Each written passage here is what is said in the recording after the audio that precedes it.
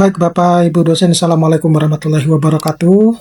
Seperti kita ketahui bahwa setelah kita membaca ya dan memahami secara menyeluruh dokumen yang saya sajikan ini, yaitu berkaitan dengan peraturan Permendikti-Saintek nomor 52 tahun 2026 yang membahas tentang profesi dan karir dosen. Yang saya tunjukkan ini adalah lampirannya, di mana khusus lampiran Permendikti-Saintek nomor 52 tahun 2025 tentang penyetaraan tunjangan profesi bagi dosen non-ASN, serta menautkan dengan isi terkait dengan jejak profesor yang Anda bisa jadikan sebagai sumber informasi. Nah, dalam video ini saya susun penjelasannya secara komprehensif ya, runtun, dan siap dijadikan sebagai referensi ketika Bapak Ibu dosen itu ingin mengajukan ke jabatan akademik dosen. Jadi kalau selama ini kita telah menunggu impasing ya Bapak Ibu dosen ya, menunggu yang begitu lelah, terhambat moratorium, kemudian merasa kinerja kita itu seperti tidak dihargai. Nah, di awal tahun 2026 ini boleh jadi adalah titik balik yang selama ini kita tunggu ya. Jadi ini sebuah perubahan besar yang tidak banyak disadari oleh banyak dosen mungkin, tapi dampaknya itu langsung ke tunjangan profesi Bapak Ibu dosen. Jadi secara umum impasing itu sudah dihapus, kemudian jalurnya itu lebih disederhanakan ya, dan dosen non ASN itu akhirnya mendapatkan kepastian terkait dengan banyaknya pertanyaan yang menyatakan berkaitan dengan impasing dosen ya Bapak Ibu dosen. Nah, tapi sebelum saya membahas ini lebih dalam, saya menginformasikan kepada Bapak Ibu dosen bahwa bagi Bapak Ibu dosen yang ingin mendownload e-book yang bisa digunakan untuk pegangan dosen dalam menulis di jurnal Scopus ya, kemudian di jurnal Sinta 1 hingga Sinta 6, kemudian menulis buku ataupun kegiatan Tridharma yang lain yang bisa untuk mempercepat proses menulis, dan Bapak Ibu dosen bisa mempublikasikan artikel-artikel ilmiah ya, karena di dalam persyaratan Permendikti-Saintek nomor 52 itu banyak menilai orang-orang itu cukup lumayan berat untuk naik jabatan akademik dosen. Nah, dengan e-book itu semoga bisa membantu Bapak Ibu dosen untuk menerbitkan, mempublikasikan artikel-artikel ilmiahnya. Nah, link downloadnya Bapak Ibu dosen bisa mendownloadnya melalui link yang sudah saya sediakan di deskripsi dari video ini.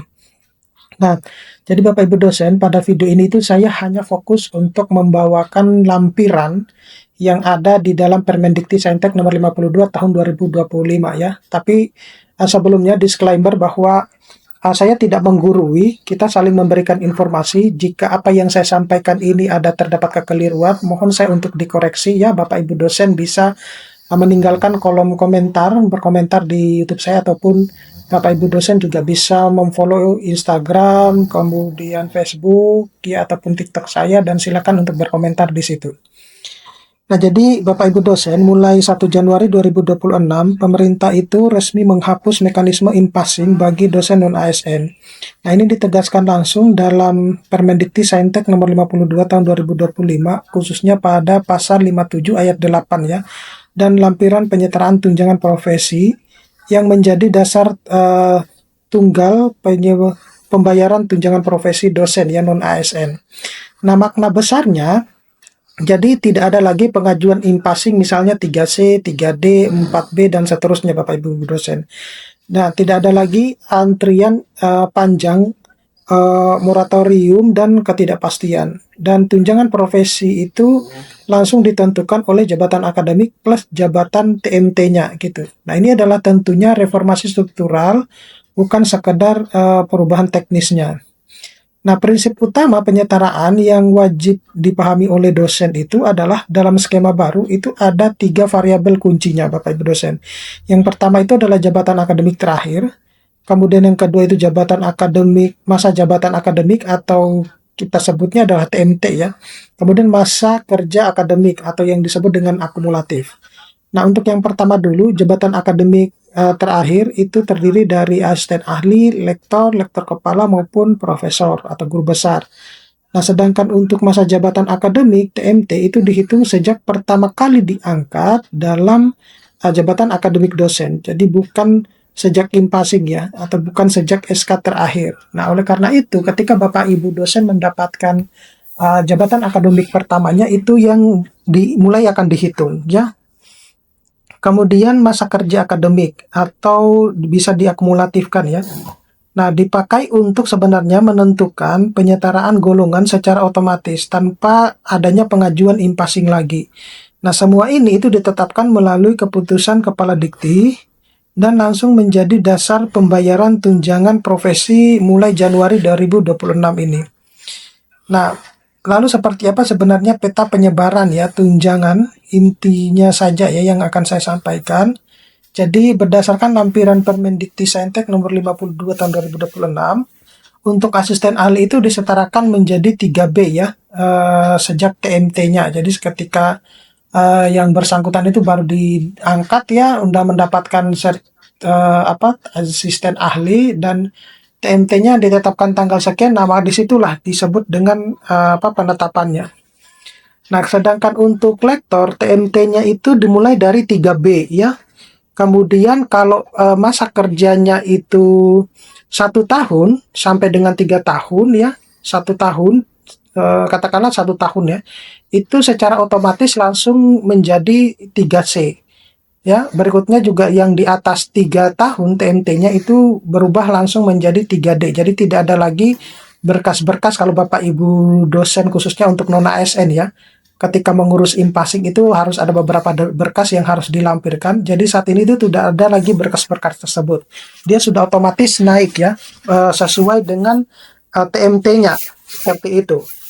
Nah, cuma pertanyaannya adalah apakah ada SK yang menunjukkan kalau TMT kita itu atau job golongan kita itu sudah naik gitu ya. Karena mengingat SK itu penting untuk dilampirkan dalam sister kita ya.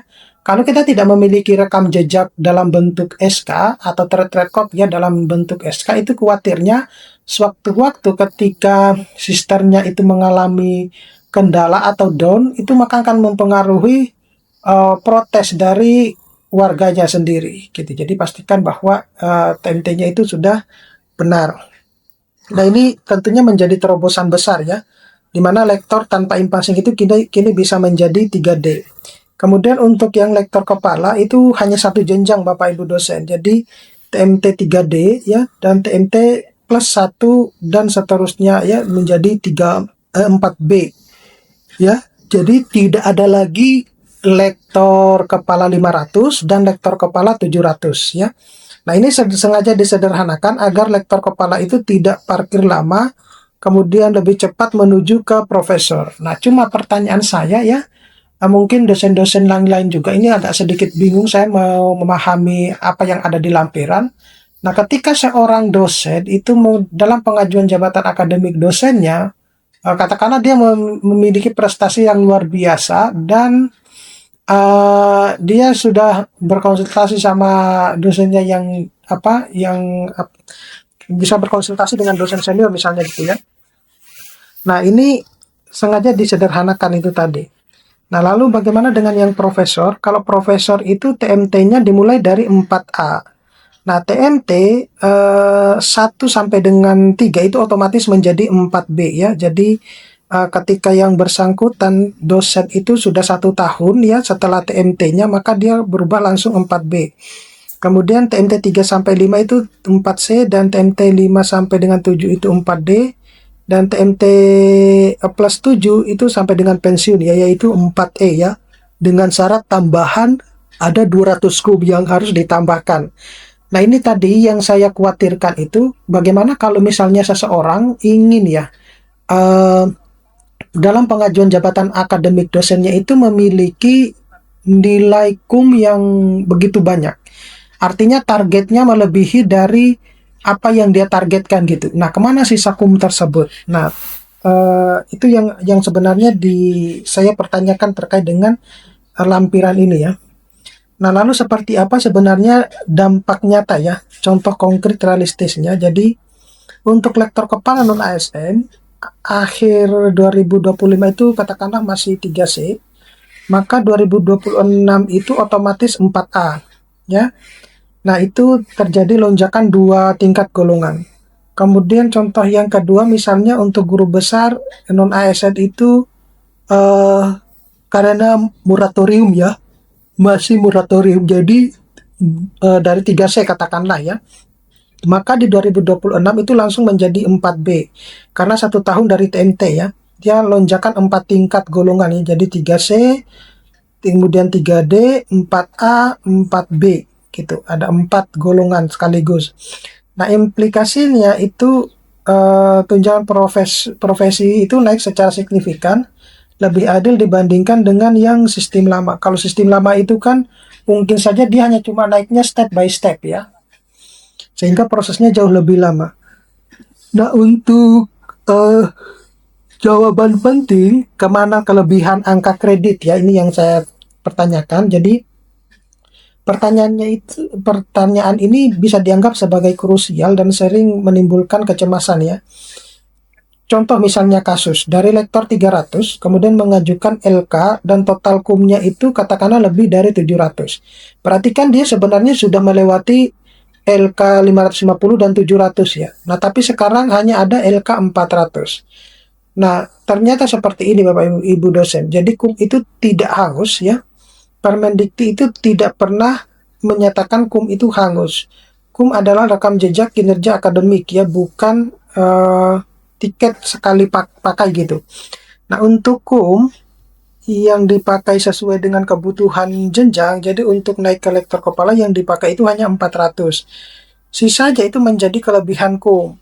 Nah, kelebihan kum itu tabungan menuju ke profesor itu kelebihan kumnya itu jadi tidak dipakai untuk loncat golongan, kemudian tidak mempengaruhi penyetaraan tunjangan, tapi sangat strategis untuk pengajuan profesor, memenuhi syarat kum profesor, termasuk yang jauh lebih berat ya, dan mempercepat masa tunggunya.